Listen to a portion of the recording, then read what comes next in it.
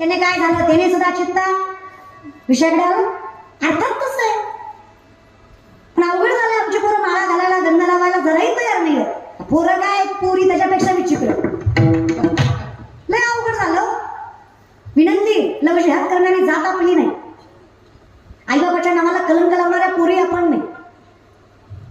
आपण नासाहेब जर वहिलाबाई होळकर, सावित्रीबाई फुलेंच्या पोरी आहेत. अरे आपल्यामुळं बापाची 4 माणसात नजर वर झाली पाहिजे, इतक्या सामर्थ्याने कर्तृत्ववान घडवलं पाहिजे, इतकी ताकद आपल्यात आहे. आपण हिंदू धर्माच्या पोरी आहेत. आपण आईबापाची मान स्वाभिमानानच उंचवली पाहिजे. ताकद आहे का बाय आपल्या, म्हणून सांगते या विषयात. मग तुकोबांची बायको जिजाऊ कधीच तुकोबांना भाकरी दिल्याशिवाय भाकरी. श्रीमंताच्या दोन्ही बायका, तुकोबांना 2 बायका होत्या. तुकोबाची बायको आवली, पुण्याचं सासर तिचं, गुळवे सावकाराची पोरगी तुकोबऱ्याची बायको आवली. 35 एकर ऊस होता आवलीच्या बापाचा. किती राहिला गडात नाही, पुण्यात. किती 3500. तरी नवऱ्याच्या घरी मिठासोबत भाकरी खायची. तुमच्या बायकोच्या सासरी 1.25 एकर ऊस आहे माहीत, तरी तुमची बायको नाचतीच नाचती. नुसतं भांडण लागलं की माझा बाप काही बेकारी नव्हता, तुझ्यासारख्या दलिंदराच्या दारात गेलं, लय मोठ्याची मी, माझं डोळं फुटलं, मी तुला वय म्हणलं, तुझ्या दिले चांगलं चांगलं बघा आलं मला, माझं नशीब नाच करतो, मी आता पडला. खरंच आहे काय खोट आहे दादा, काय सांगतो बायको होता दादा, काय बायको. अहो धोतर फाटलं तुकोबाचं, सुई नाही, दोरा नाही, शिवाय नाही. काय परिस्थिती, सगळं इंद्रायणी बुडवलं ना दादा, ठेवलं काहीच नाही. स्वतःच्या पोटच्या लेकराचा घास लोकांनी खाऊ घातला दादा. अहो या जगातले शेतकऱ्यांचं कर्ज माफ करणारे पहिले महापुरुष जगद्गुरु तुकोबाराय, तो वारकरी संप्रदाय. या जगात सगळ्यात पहिल्यांदा शेतकऱ्याचं कर्ज जगद्गुरु तुकोबांनी माफ केलं. दुसरे छत्रपती. मला काय शिवरायांचं कौतुक वाटतं माहिती दादा, कालही शेतकरी मरत होता, आजही शेतकरी मरतोय, उद्या मरणार नाही याची खात्री द्याल का? शेतकरी आहेत तुम्ही, सांगा ना. कुठला मंत्री झाला, कुठला पंतप्रधान झाला म्हणजे शेतकरी मरणार नाही आहे का? पुरुषे तो मरणारच नाही दादा. कौतुक वाटतं मला शिवरायांचं. 350 वर्षापूर्वीचा काळ आहे. पोराच्या माणसावर बापाची नजर पडावी इतका भीषण दुष्काळ शोकाळत सुद्धा पडलाय. शब्दांची गहनता, भीषणता लक्षात घ्या माझ्या. पोराच्या माणसावर बापाची नजर पडावी इतका भीषण दुष्काळ शोकाळतही पडलाय. कौतुक वाटतं मला त्यांच्या व्यवस्थापनेचं, त्यांच्या मॅनेजमेंटचं, त्यांच्या विचार कौशल्याचं. 17 वर्षाचे शिवराय न्याय करतात.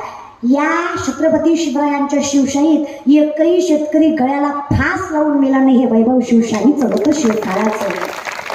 कसं काय चालायचं हे? जिन्नसच्या बदल्यात जिन्नसच दिला जायचा. व्याज प्रक्रिया पैशांवर नव्हती, जिन्नस पद्धतीवर होती. जर तुम्ही बैलगाडी घेतली तर तुम्हाला महागारी बैलगाडीच द्यावी लागत होती. पैसे देऊन जमत. शेतकरी बैल ऐकत नव्हता, जनावर ऐकत नव्हता, जमिनी ऐकत नव्हता. चलनच नाही ना. जिन्नसच्या बदल्यात जिन्नस. मॅनेजमेंट. पोरांनी हे घेतलं पाहिजे. उगाच धर्मासाठी कुठल्याही गोष्टी नाही वादावाद विवाद केले पाहिजे. विचार कौशल्य घ्या, सामर्थ्य घ्या विषयाकडे. ती तुकोबाची बायको श्रीमंताची लोक, पण कधी तुकोबांना भाकरी दिल्याशिवाय भाकरी 4-4 दिवस सापडत नसायचे, तरी भाकरी दिल्याशिवाय. एके दिवशी असं तुकोबांना भाकरी देत जाताना देऊकडे म्हणजे डोंगरावर जाऊन तिच्या पायात काटा घातला. शेतकरी ना आपण 2-4 आहेत का बसलेल्या पैकी शेतकरी आहात ना आपण, असं कौतुकानं सांगत जा. मला कौतुक आहे, विठ्ठलानं मला सगळ्यात मोठी श्रीमंती दिली, मला शेतकऱ्याच्या घरात जन्माला घातलं, सगळ्यात मोठं वैभव आहे माझं. श्रीमंताच्या घरी गेला तर अर्धा कप चहा भेटेल याची खात्री नाही. त्याची बायको चपल घालून येऊन विचारते, महाराज चहा घेतात? चहा वत नरड्यात वत काय होत नाही, मरुदी महाराज पण तू वत, काही फरक पडत नाही. शेतकऱ्याची इच्छा देत नाही रे. सगळं म्हणते जेवायचं का महाराज, दाखवी टाक काय. कौतुक आहे रे, जुनं ते जुनं. शेतकऱ्याच्या घरात कुत्र गेलं तरी पोटभर भाकरी खातो. श्रीमंताच्या घरी गेलं की त्याच्या सोन्याचा पानच फेडावा लागतो. ते आपलं काय ऐकूनच घेत नाही, ते आपल्यालाच सांगतं. मी याचा चेअरमन, याचा उपाध्यक्ष, याचा सचिव, याचा सरचिटणीस, आपल्या साहेबाचं लय जमतं, साहेबाच्या तटाला ताट लावून बसतो आपण, आणि आपली बायको लय मोठ्याची. हान बघा आम्हाला, हानतो काय लागा. होय ना, आम्ही भिकारीच आहे, आम्ही तर मान्य केलं ना. होई ना म्हणलं की, पण पंढरीचा त्यातही आम्हाला कौतुक आहे. आम्ही दैवाचे दास. कौतुक आहे ना याविषयी. तुकोबाची शेतकरी तुम्ही, शेतकऱ्याच्या पायात काटा रुतणं काही नवलंय का? रुततोच. आता शेतकऱ्याच्या पायात काटा रुतलं तर शेतकरी काटा बघायला काही पाण्याने पाय स्वच्छ करतो का? शेतकरी काटा कसा रुततो? लाजू नका, सगळे थुकाच लावतात. तिथं काही हायजीन मेंटेन करायचं नसतंय, तो कसा लावायचं असतं. आता खरं सांगा, एका थुक्यात काटा दिसतो का? एकदाच घेतला आणि एकदा ती काय सॉक्स घालून अंगात धरतो आहे. 2-4 वेळा तरी लावायला लागतं. आता काटा जिजाऊला उठलाय पण त्रास ब्रह्मांड चालकाला झाला. अखिलकोट ब्रह्मांड चालक त्रैलोक्याचा नाम जगजनार्दन माझा पांडुरंग परमात्मा वैकुंठ सोडून आलाय. धावत चालती मागे मागे, धावत चालती मागे मागे, देवाईची गजल चरणीची मागे, धावत चालती मागे मागे, धावत चालती मागे मागे. काय ताकद त्याला, एवढा अधिकार त्या वैष्णवाचा. ज्याच्या चरणाच्या स्पर्शासाठी विश्व तळमळतं, त्रैलोक्य तरसतं. अरे योग या तत्वविधीत वैकल्य करून कंटाळतं, तरी सुद्धा माझ्या देवाच्या चरणाचं दर्शन दुर्लभच. त्या परमात्म्यानं जिजाऊचा पाय स्वतःच्या हातात घेतला. काय भाग्य असतं त्या लक्ष्मीचं. स्वतःचा तुका लावून तिचा काटा दिसला का पाहिला, तिलाही एका थुक्यात दिसला नसावा, देवालाही त्यानंही 2-4 वेळा लावला. सरपंचाला नाही पण सरपंचिनीला लय राग आला. तुमची नाही, पंढरपूरची. आमच्या पंढरपूरचा विठू पाटील त्याचं आमच्यासाठी एकच सत्य आहे. विठ्ठल पुढेचं दैवत, विठ्ठल भीत चित्त, विठ्ठल माया बापाचं त्या बहीण बंधू राहता. आमच्यासाठी सत्य मृत्यूलोकी एक नगर, त्याचं नाव पंढरपूर.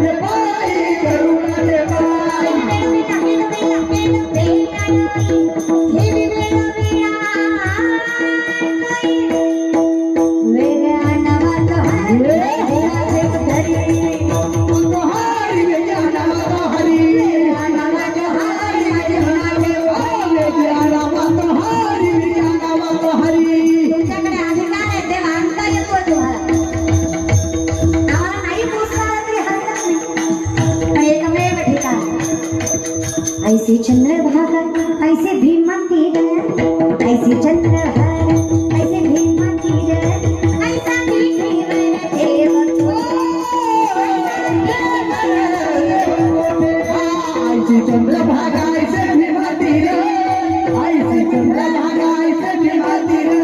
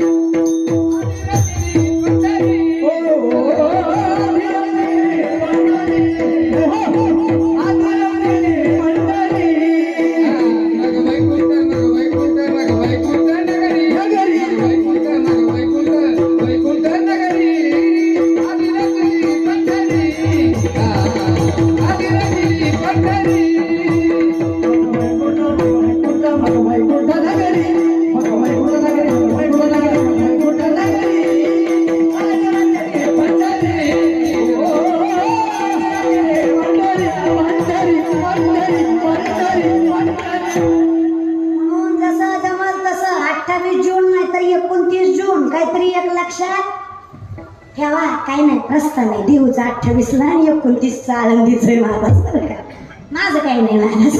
लक्षात फार ताकद आहे रे त्याच्यात. नाचत जाऊ त्याला नाचत जाऊ त्याला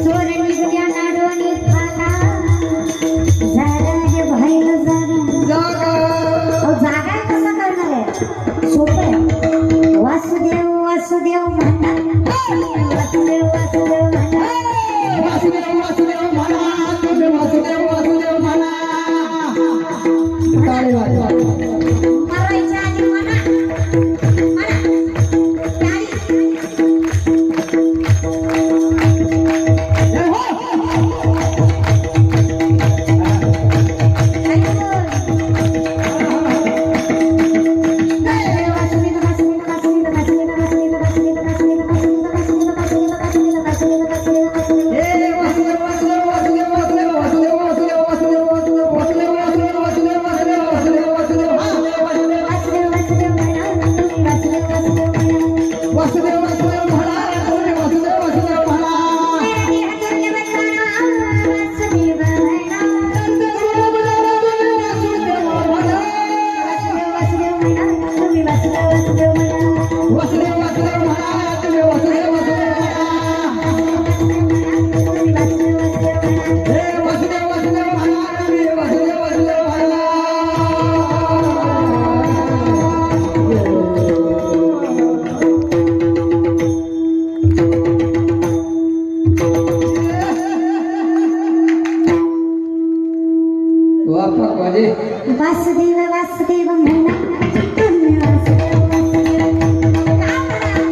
अमृतावली गोड नाम तुझे इथं स्थिर करायची ताकद तुझ्या नामात आहे. एवढं पुरुषाला जमलं दादा.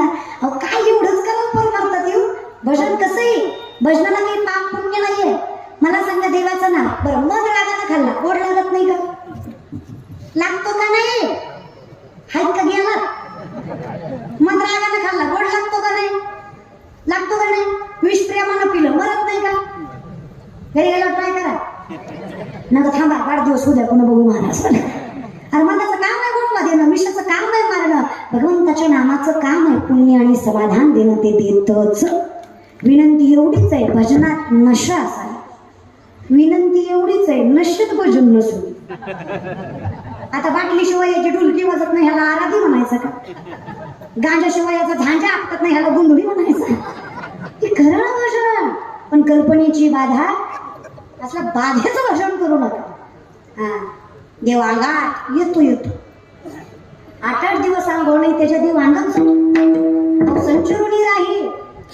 संतांचे वर्णन आहेच की. विनंती माझी बाधा नको. भजन करायचं ना तुम्हाला आवडेल कसं. मायबाप काही त्याला तत्वसत्व नाहीये. नाही तर या मुखेला विठ्ठल येईल तैसा बोल रामकृष्ण. पण रामकृष्ण म्हणा. भलतीकडे नेऊ नका. शेंदरी हेंदरी दैवते नको. बाधा नको. सत्य तो एकमेव आमच्यासाठी तोच. तू गुरुबंधू पिता तू आमची इष्ट देवता. तूही सदा रक्षदा आपदी आहोत. ते माऊलींचं वर्णन आहे. तूच गुरु आहे तूच बाप आहे तूच माय आहे तूच सगळंच आहे. कारण आम्हाला माहिती आहे रक्षण तूच करतोय अर्थात. मग आता शेतकऱ्याच्या पायात काटा रोटला जसा परमात्म्याने जिजाऊचा काढायला धोका लावला. सरपंचाला नाही पण सरपंचनीला राग आला. जागेवर आले का तुम्ही? तुम्ही जागेवर आले का? कुठल्या सरपंचनीला राग आला? पंढरपूरच्या. कोण आहे ती? रखमाई. देव सुद्धा बायकोचा ऐकतो. देव सुद्धा बायकोचा ऐकतो. देव सुद्धा बायकोचा ऐकतो. अजून एकदा सांगू का तुम्हाला? कळलं मला. देव सुद्धा ऐकतो रे. बरं मी म्हणते काय अक्का काकडा झाला देव उठे ना. विनवणी केली राही रखमाबाई तुम्हा ये बुद्ध्या तया सेजे हात गोरी जागे करा देवराया. ऐकतो ना पाय लक्ष्मीचे किसे यावे ऐकतो. रखमाई म्हटली देवा अख्ख्या जगाला मिळत काढाल पण मला कसं कळाल? अर्धांगिणी आहे मी तुमची. कोण आहे मी तुमची? अर्धांगिणी मी तुमची. मला कळतं तुमचं सामर्थ्य. खरं सांगा पांडुरंगा विश्वातलं सगळं तुम्हाला न सांगता कळतं. भक्ताचं मन न सांगता तुम्हाला कळ येते. बरं एवढं तर तुम्हालाही कळतं रोहिला गडकर. खरं सांगा बरं विठ्ठलाला काटा काढायला थुका लावायची गरज आहे का? मग काहू असं वागता परमात्म्या? काय वाटतं रखमा तुम्हाला? काटा गुंतवणारही मीच आहे आणि काटा काढणाराही मीच आहे. माझ्या तुकोबाची अर्धांगिनी हिचा अधिकार संतांपेक्षा कमी नाही. हिच्या पायाची धूळ माझ्या मुखाला लागावी म्हणून एवढा अट्टहास केला नाही तर काय गरज आहे सांग बरं का? अहो जिजाऊचा काटा पांडुरंग परमात्म्याने काढला. तुमचा आमचा काटा लोकांनीच काढला. आपल्याला देवापर्यंत गारणं गेलंच नाही ना. मग हे जिथे घडलंय ज्याच्यामुळे घडलंय ही परंपरा पेरवायची ताकद ज्याने दिली आहे. नामदेवराय सांगतात देवा विचार करतो मी कधी कधी त्यातलं प्रत्येक व्यक्तिमत्व किती सामर्थ्यवंत असणार आहे. काही असंच नाही ना घडणार. तो सुसेची वाटानं पाहता वैसेची गावाला येता बाळपणीच सर्वज्ञतावर येते. बाळपणीच भगवंतानं सर्वज्ञ वरावं हा अधिकार कुठून तरी आला. हा जिथून आला. आता वारकरी संप्रदायाचा विचार केला. आदिनाथ गुरु मच्छिंद्रतयाचा मच्छिंद्राने बोध गोरक्षवेणा गहिनी प्रसादे ज्ञानदेवा सार ज्ञानदेवी रचना काय उभारिले देवालय. नाथ संप्रदायापासून चालत आलेला हा वारकरी संप्रदाय. म्हणून तर ज्ञानोबाईंची संजीवन समाधी ही मी तुम्हाला सायंटिफिकली प्रूफ करून सांगू शकते की 750 वर्ष झाले माझ्या बाबलींना समाधी घेऊन, पण आजही माझ्या ज्ञानोबाई जिवंत हे मी तुम्हाला सांगते. हे वर्णन नाथ संप्रदायामध्ये आलं कुंडलिनी शक्तीचं. ज्ञानेश्वरीमध्ये पण ज्ञानोबाईंनी सांगितलं, शरीरामध्ये 72,000 नाड्या, 24 नाड्या प्रधान, 3 नाड्या प्राणवाहक, इडा, पिंगला, सुषुम्ना, यातनं माणसाचा प्राणवायू वाहतो. पुरक, रेचक, कुंभक श्वसनाचे 3 प्रकार, याच्यावर ज्याचा अधिराज्य आहे. 3.5 कडे बसलेली कुंडलिनी शक्ती बिंबीच्या पेटापासून षटशस्त्राचं वेदन करत ब्रह्मरंध्रात जाऊन मिळते. त्यावेळेस माणसाला समाधी लावायची ताकद निर्माण होते. आणि जो व्यक्ती समाधी लावतो, जो व्यक्ती योगी असतो, माऊलीच वर्णन करतात बघा, योगी तोही करीती परी कर्मे तेरी न बंदी जाती, जे सांगितले आहे संगती अहम भावाची, अहंकाराचा वारा. जिथं अहम ही भावनाच नाहीये, मी हे अस्तित्वच नाहीये, माझ्यामुळं हे कारणच नाहीये, ही संत मंडळी, तिथे बाधा नाहीये, कल्पना नाहीये, कारण ही कल्पना आहे की हे माझ्यामुळं. तुम्हीच सांगा, जर आत्मा असतं तर संघ आलं असतं की नाही? एवढं साधं तुम्हालाही कळतं. मग हे जे काही आहे, तो काय म्हणे, माझा बोलविता देव आपुली या पळे नाही मी बोलत, सखा कृपावंत वाचा त्याची, साळुंकी मंजुळ बोलत तसे वाणीशी कविता धरी. मी नाहीच आहे, मी आहे का? हो, नाव माझं आहे निरापती कृपा